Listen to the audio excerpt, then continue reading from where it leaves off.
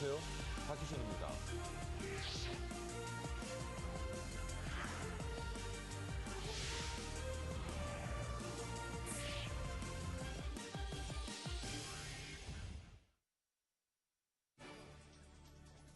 머니24 헤드라인입니다.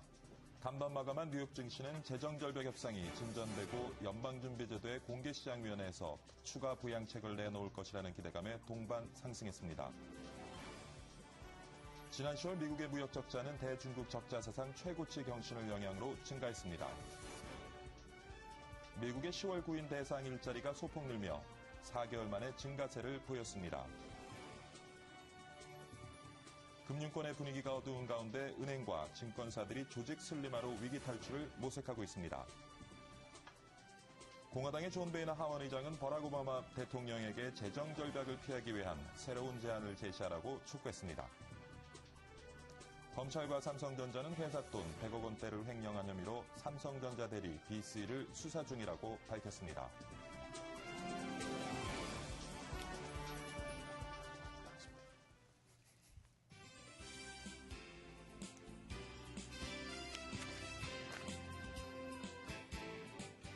네, 시청자 여러분 안녕하십니까? 12월 10일 수요일입니다. 박희준의 여보세요. 박희준입니다. 인터넷 세상이 되면서 중요한 이슈로 떠오른 것이 개인정보에 대한 보안 문제죠. 사이트 하나를 이용하더라도 주민등록번호까지 입력해서 회원가입을 해야 하고 이렇게 입력된 정보가 함부로 유출돼서 혼란이 벌어지고 있는 일들이 심심치 않게 경험되고 있습니다. 또 제휴 사이트 간의 회원 정보를 공유하는 문제 때문에 사용자의 의지와 관계없이 수많은 곳에 개인정보가 유출되는 일도 비일비재하다고 합니다.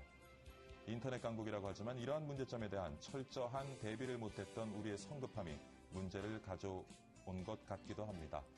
오늘 박희준의 여보세요에서 이 내용 집중 분석해보도록 하겠습니다. 전화도 열어놓겠습니다. 방송 보시면서 의견 있으신 분들, 궁금한 점 있으신 분들 전화 주십시오. 022000-4974부터 오후까지 2대 전화 열어놓고 기다리겠습니다. 자, 오늘도 글로벌 마감 시황부터 살펴보고 가겠습니다. 박지은 외신캐스터가 준비하고 있습니다. 박지은 캐스터.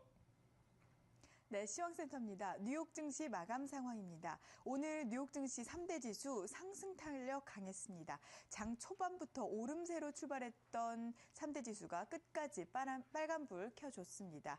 네, 호재들이 많았습니다. 먼저 미국 내에서 살펴보면 재정절벽 협상이 진전되고 있다는 기대감이 투자 심리를 개선시켰습니다. 미국 밖의 상황을 살펴보면 유럽에서 좋은 소식이 들려왔습니다. 독일의 투자 신뢰 지수가 전망치를 크게 상회했는데요. 유럽 증시뿐만 아니라 세계 증시에 호재로 작용했습니다. 뉴욕 증시 얼마나 오르면서 마감됐는지 확인해 보겠습니다. 네, S&P 500 지수는 지난 미국 대선 때 내려갔던 낙폭 모두 만회했습니다. 0.65% 오르면서 1427.84 기록했습니다. 다우 지수도 0.6%의 상승세 보이면서 13,248.44 기록했습니다. 나스닥 상승폭이 꽤 컸습니다. 1% 넘게 오르면서 3,022.3에 장 마감 지은 모습입니다. 네, 다음으로는 유럽 가보겠습니다. 유럽 마감 상황입니다. 미국이 경기 부양책을 확대할 것이라는 기대감에 힘입으면서 상승 마감했습니다. 또 독일의 투자 신뢰 지수가 급등하면서 세계 증시의 호재로 작용했습니다. 프랑스 파리 증시는 18개월 만에 최고치를 기록하기도 했습니다. 유럽 증시 마감 상황 자세하게 지수 보시겠습니다. 영국 FTSE 지수 상승폭이 제한적이기는 했지만 그래도 빨간불 켰습니다. 5,924.97 기록했고요. 독일 닥스 지수 0.78% 오르면서 7,589선에서 마감됐습니다. 프랑스 카크 지수 1% 가까이 올랐네요. 0.94%의 상승세 기록하면서 3,646.15로 장 마감지었습니다. 네, 아시아 가보겠습니다. FOMC 회의 전에 마감한 아시아 증시 혼조세로 마감했습니다. 이틀간 열리는 이 회의를 앞두고서 결과를 지켜보는 혼조세 보였습니다. 네, 일본 힘이 많이 약했습니다. 상하이 종합지수는 한때 힘을 내기도 했지만 결국 하락 마감을 했고 홍콩 항생지수만 빨간불 켰습니다. 자세하게 마감 상황 보시겠습니다. 일본 니케이 지수 소폭 밀리면서 9,525.3이 나타냈습니다.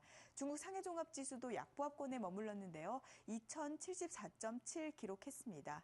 홍콩 항생지수는 강보합권에서 22,323선에서 마무리 지었습니다. 환율 상황 점검하겠습니다. 어제 원달러 환율 또 내려갔습니다. 2.3원이나 내려가면서 1,076.7원에 거래 마쳤습니다. 지금까지 시황센터에서 전해드렸습니다. 대한민국 최고의 명품 경제 프로그램 생방송 박희준의 여보세요. 잘 만들었네요. 자, 박지훈 외신캐스터와 함께 글로벌 마감시장 살펴봤고요. 이번에는 나라밖 소식 알아보도록 하겠습니다. 오늘도 매일경제신문의 황미리 연구원 나와 계십니다. 안녕하십니까? 안녕하십니까? 오늘 안경을 쓰셨네요. 네, 모든 전문가님들이 다 안경을 쓰시길래 저도 예. 한번 써봤습니다. 저는 방송 시작하시고 또 조명 때문에 눈이 안 좋으셨나? 네, 그건 아닙니다. 네. 오늘 어떤 소식 준비하셨습니까? 네, 오늘도 질문으로 시작해보도록 하겠습니다. 교수님, 이클립스가 뭔지 알고 계시죠? 이클립스. 네. 예. 이클립스가 뭐죠? 얘기하십시오. 네, 이클립스는 바로 태양을 달이 가리는 그런 현상을 지칭하는데요. BBC에서 굉장히 재미있는 소식이 있었습니다. 바로 Asia to eclipse US and Europe by 2030 US report라고 나왔는데요. 바로 지금 태양과 같은 미국과 유럽을 지금 달과 같은 아시아가 2030년이 되면 가릴 것이다라는 제목으로 굉장히 재미있는 소식을 내놓았는데요.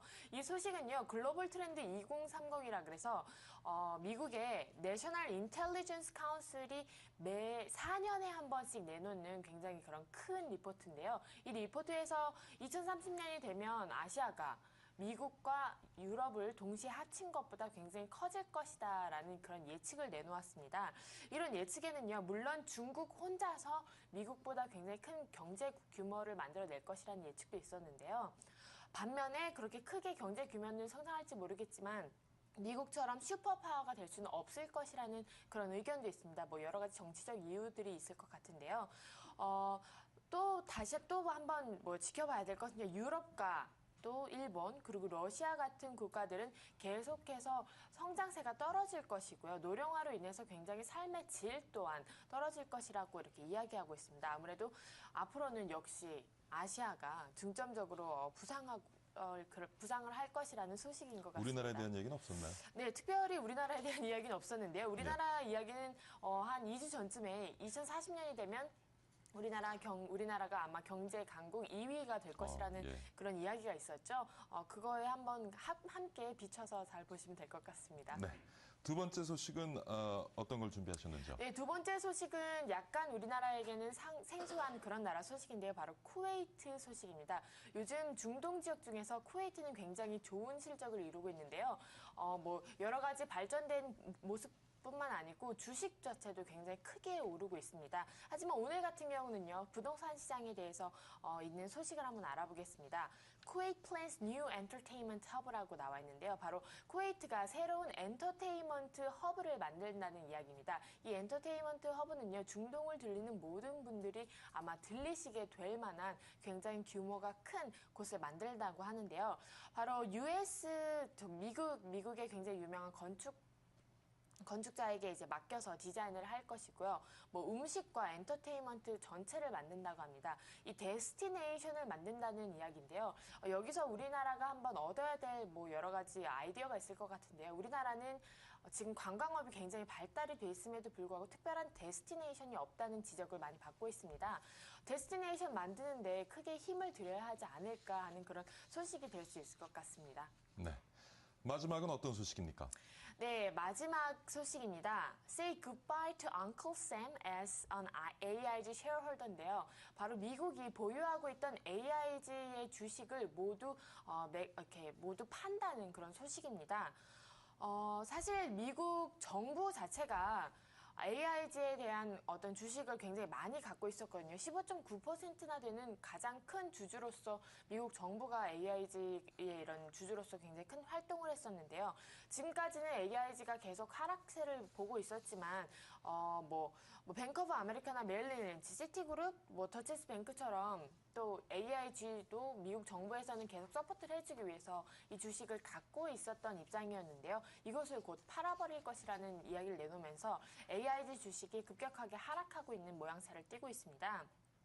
AIG 주식을 갖고 계신 분들은 조금 유의해서 보셔야 할 것 같은데요. 미국이 AIG 주식을 모두 팔음으로 인해서 브루스 벨코비츠 페어홈 펀드라는 곳이 대주주로 상승하게 됩니다. 그러면서 5.9%의 주식을 갖고 있는 이곳이 대주주가 되면서 굉장히 앞으로의 상황이 그렇게 크게 좋아 보이지는 않는 그런 모습을 띠고 있습니다. 안경 쓰시고 더 방송 잘하시는 것 같아요. 감사합니다. 네, 오늘 굉장히 말씀 잘하시는 것 같습니다. 네, 황미리 매일경제연구원과 함께 나라박 소식 같이 한번 살펴봤습니다. 수고 많으셨습니다. 감사합니다.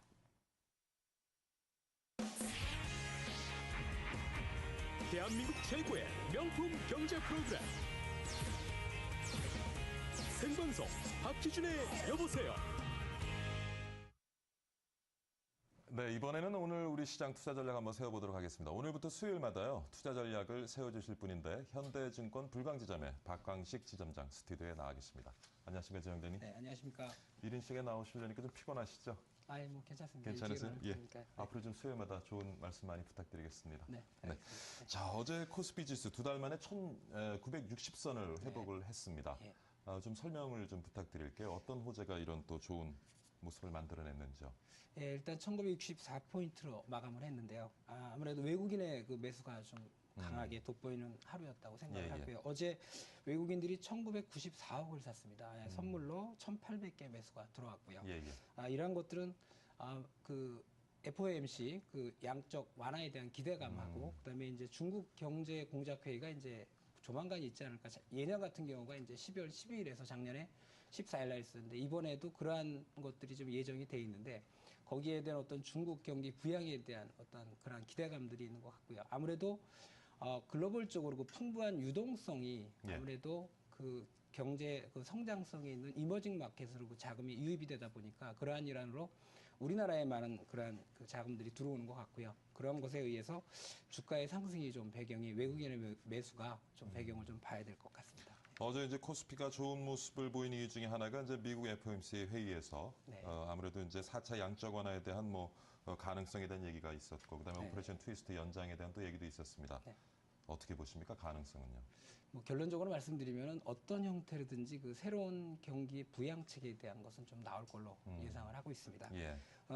기존에 어제 미국 주가가 많이 오늘 새벽에 많이 예, 예. 올랐는데 거기에 그 이유를 보면은 기존의 그 재정 절벽 때문에 기존 경기 부양책을 유지한다는 측면에서 좀 국채 매입이 좀 확대가 된다는 그런 얘기들이 많이 나왔습니다. 그래서 그런 기대감으로 미국장이 많이 올랐는데 현재 그 오퍼레이션 트위스트를 종료를 하게 되면 그동안의 그 양적 완화라든지 여러 가지 그 부양책을 해놨던 것들이 새롭게 어렵게 살려놓은 불씨가 그 경기 부양책이 좀 동력을 죽을 잃겠죠. 가능성이, 예. 일 가능성이 있습니다. 그래서 어떤 형태로든지 아마 그걸 좀 살려야 되는 그러한 그 상황이기 때문에 추가적인 어떤 부양책은 좀 나오지 않을까 그렇게 생각합니다. 지금 미국의 그런 어떤 부양책이 우리나라 시장에 좀 양면성을 가지고 있는 것 같아요. 조금 전에 말씀하신 것처럼 그런 어떤 유동성 증가에 대한 기대감으로 이제 증시는 조금 좋은 영향을 받을 수 있습니다만은 네, 예. 환율 지금 계속 급등하고 있습니다. 네. 어떻습니까?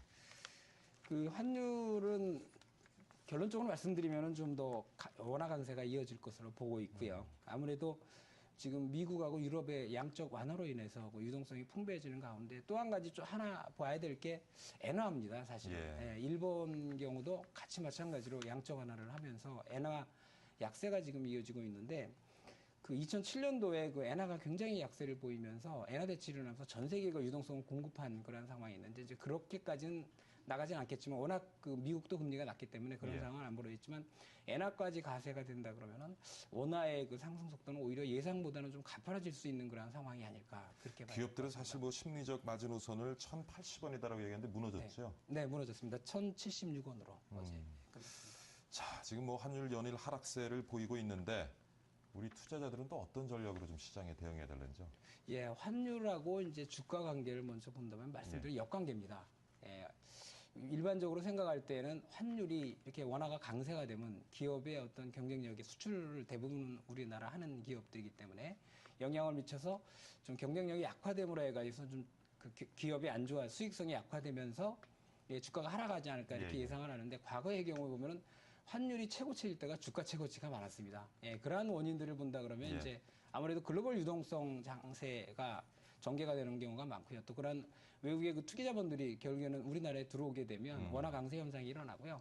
업종별로 좀 본다 그러면은 아무래도 환율 강세가 됐을 게 되는 경우가 이제 수출업체는 좋지는 않지만 업황이 회복되고 있고 경쟁력을 가진 그런 기업이라 그러면 오히려 그러한 것을 상쇄하고 예. 경쟁력을 더 키워나가는 그런 경우가 많은데 지금 현재로 본다 그러면 IT 쪽 부분은 좀 그렇게 될 것 같습니다. 삼성전자의 독주가 계속되고 있고요. 예, 예. 또한 메모리 부분에 보면 삼성전자가 그 SK 하이닉스에 대한 어떤 과점 체제가 유지가 되고 있고요.